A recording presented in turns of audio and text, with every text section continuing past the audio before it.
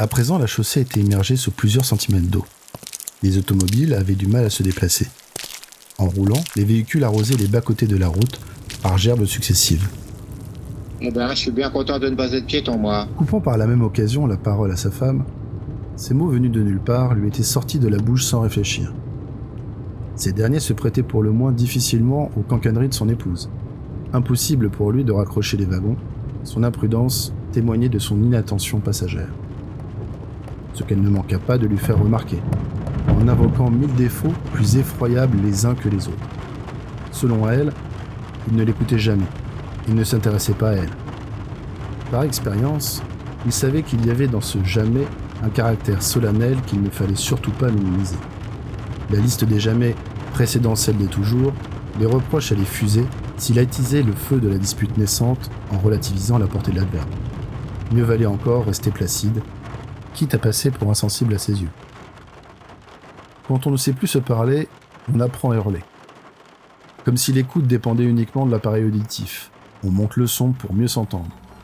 On prend alors des prétextes pour déverser son sac de frustration, et à défaut de les exprimer clairement, on arrive assez bien à les faire ressentir. Que dis-je ? Subir à son conjoint. Et ça fait du bien.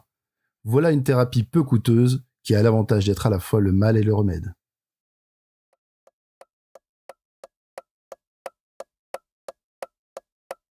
Il est 19h34.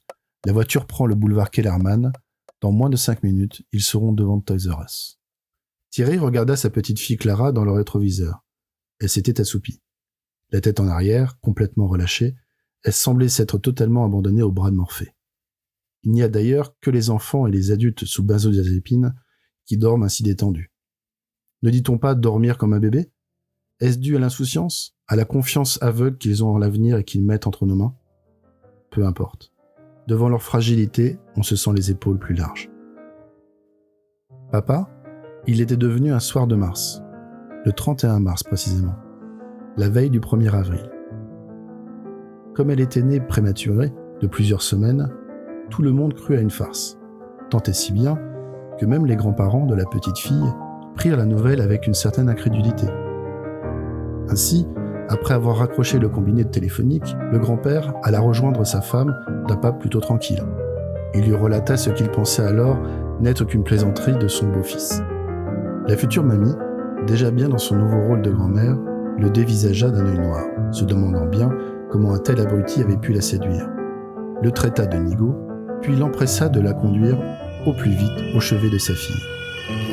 Une demi-heure plus tard, c'est toute la tribu qui s'était rejointe à la maternité pour encourager la maman. Cette dernière n'en demandait pas tant, d'autant que Clara semblait n'en faire qu'à sa tête. Non contente d'avoir pris tout le monde de court, elle se laissait maintenant désirer.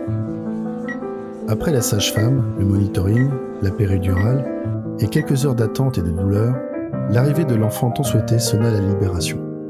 Moment incroyablement intense qui venait couronner tous ses efforts en laissant percevoir la lourde tâche qui restait à accomplir.